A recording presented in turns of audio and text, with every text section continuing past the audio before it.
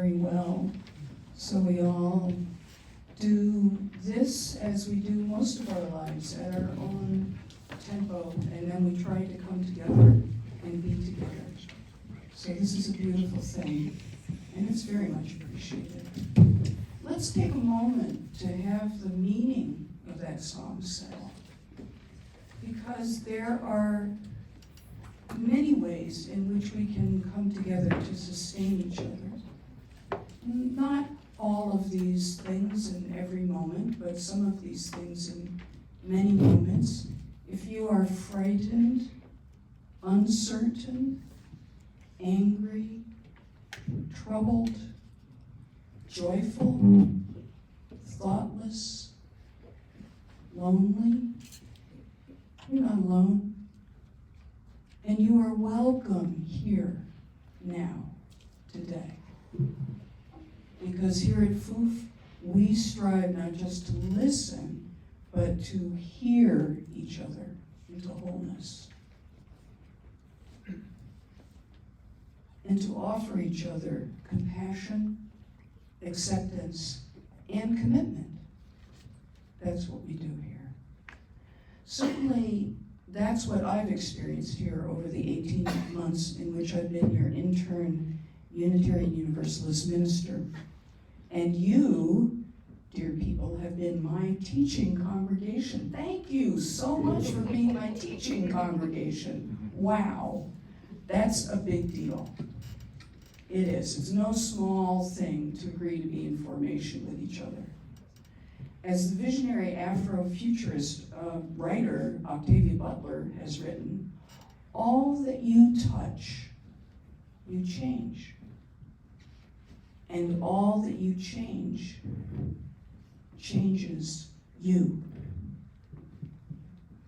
Now, it feels a bit weird to me, given all that's going on in the world today, to be focusing on me and you and our relationship. It feels a little internally focused, but I'm going to go there anyway, because it is my last time with you as an intern minister.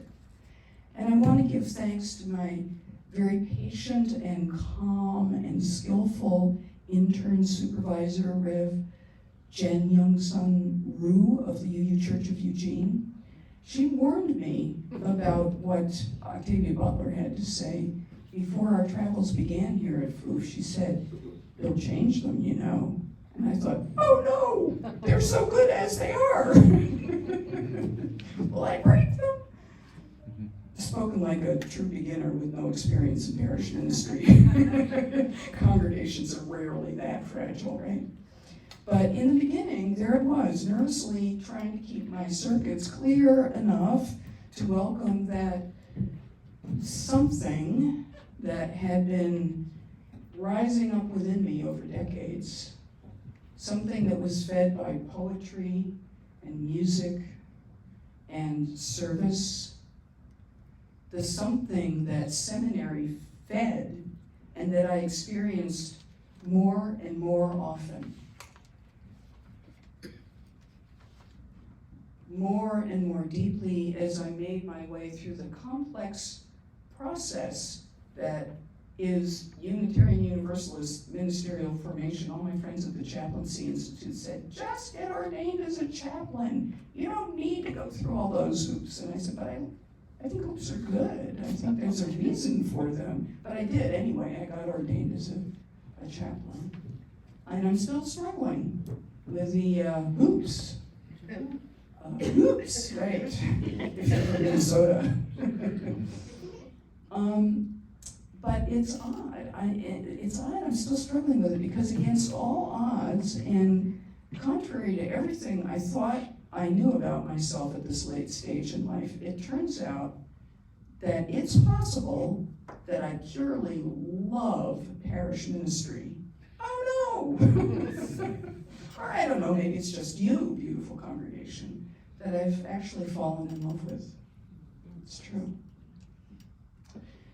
A second transformation that I've noticed in the past couple of months is that I've come to feel like a minister. And I can't exactly explain what's different, but somehow I've come to a place of confidence and ease in knowing that even when I mess up, which I do, and I will, this does not mean that I am unsuited to ministry. What it means is, Alhamdulillah, I am human. Okay, this is undoubtedly why, regardless of one's potential career path in ministry, seminarians are actually urged pretty strongly to pursue congregational rather than community internships. I did not believe this, but I was right in the middle and thoroughly engaged of a community internship when, as I see it, the universe decided to step in and make something different happen. It's a very funny story, but I haven't figured out how to tell that funny story in a funny way yet. So I'll leave it with that, and maybe we'll get to that over coffee or some other day. The universe, let it be said, had a hand in our pairing, and for that I am grateful. So I have very mixed feelings today. I'm very saddened by the prospect that I may not be able to be with you again for 3 years due to the UU ministerial guidelines that specify that when a minister leaves a congregation, there must be 3 years of separation before they can come back in any capacity. This includes intern ministers. At the same time, I am stuffed full to the brim and overflowing with learnings, and I really do need some time to digest the sumptuous banquet of this journey, right? I mean, there's a lot in there, and it's just sort of, it really needs to be digested. I need to metabolize what I've learned over the last 18 months with you. I need to process it through writing and reflection. And maybe playing music too, not myself with an instrument, but myself with YouTubes and Jeff's CDs and Mark's CDs and other kinds of music that I appreciate.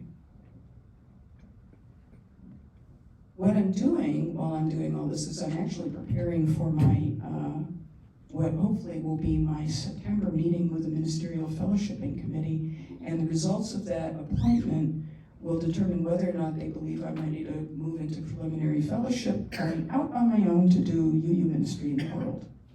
And it's true, I have some gaps that I need to address, so there is that. At the same time, on the third hand, I and your ministerial team are in agreement that we'd like to continue working together. So, for this reason, we've applied for a waiver to the 3-year rule, and we'll know the results of that request in early April. And if it's approved, I will be able to continue on with you in some form, although it'll be different than the kind of wraparound ministry that an intern is expected to provide.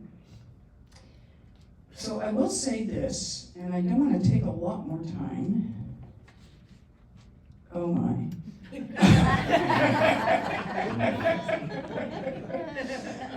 But parish ministry has been really, really scary for me. I mean, really scary. Just as I feared, although you may have seen me at my best, you've also gotten to see a whole lot of me at my very most ordinary and sometimes, sadly, at my worst. And all that may have absolutely nothing to do with how I perceive myself, right? Because I don't know unless you tell me. This has kept me very humble, which is always a great gift because ego is a very problematic trickster, right? And providing a Sunday message each month has been challenging, but in a good way. I've learned that the reason I'm coming up to Sunday and it's like I got nothing. But it's usually because I have way too much to say. And I'm overwhelmed with how to condense that all into something with good bones and not too much jewelry, okay? This asks for a kind of honesty that keeps me diving deep so that I can be real with you. That's the thing, being real with you. In truth, there are topics that I've avoided simply because I couldn't reliably reach those places in a somewhat skillful way. You've been incredibly patient with me as I've struggled with creating not just a message for Sunday service, but indeed entire services To the consternation of a rotating Sunday service team, I experimented with numerous approaches to music, ritual, tech, and even the order of service. And so now I would like to bow in grateful humility to Jeff, Christine, Allison, Lydia, George, Ray, Sally, and probably a host of other people for your kindness and restraint as I painfully learned how not to drive everyone completely around the bend, okay? At least not permanently, I hope. You've given me support and space to take risks. I asked about reaching out to Coos Bay as part of my internship. You said, yes, go for it. Guess what? This very morning, I finally got an answer. Oh, well, isn't that just timely? Yeah, all right. More about that this week or in May. Yes, okay. Likewise, when I suggested that I focus part of my internship on creating or stabilizing some kind of programming for our younglings, hi Jacqueline. Oh, hi Jacqueline. You were willing to have me do that, and I spent a lot of effort on this, particularly during the last year of this. Luckily, our small but vigorous cohort of kiddos helped me remember that regardless of age, it's wise to focus on building relationships before building programs, okay? Remember that. Relationships, then programs, okay? So in this way, children and youth programming here at FOOF is really still in its very early days. The current situation is that there are now 2 strong and active families who are not just part of FOOF, but of Unitarian Universalism in a larger sense. And I continue to believe that, especially now that so many of our institutions of both learning and communication are becoming destabilized, there is an important role for FOOF to keep providing children and youth fellowship here in Florence.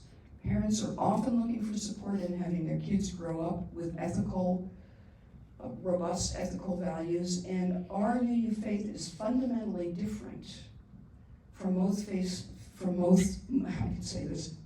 faith communities in that it encourages our younglings, not just our younglings, but everyone, to question what is being taught. Question it. Yes, your questions are welcome. Most faith communities give you answers for your questions. We give you questions for your answers. Okay, that's what we do because we're a community of seekers, and we really, really believe that new truths can keep emerging as the cosmos keeps unfolding.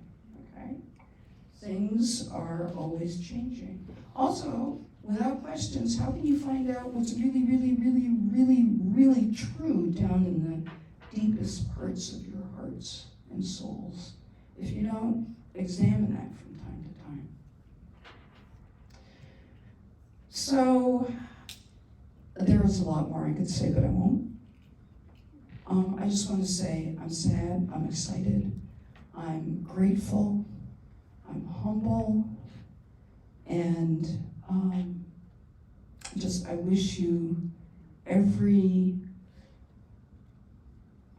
support to go forth and deepen your own spirituality and move in your commitment to justice, health, and peace in the world. And to honor the new beginnings wrapped in this ending, I'd like to finish my remarks today with the opening chapter of the Quran, Al-Fatiha, the opening. First, I will appreciate your patience.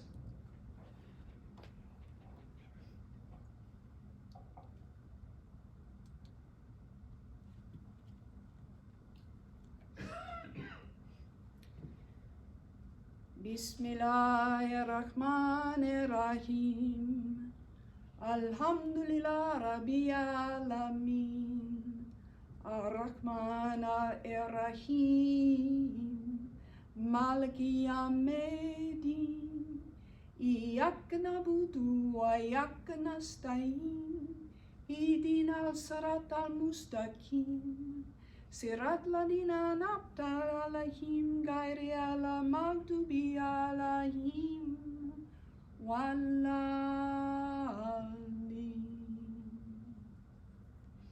Amen.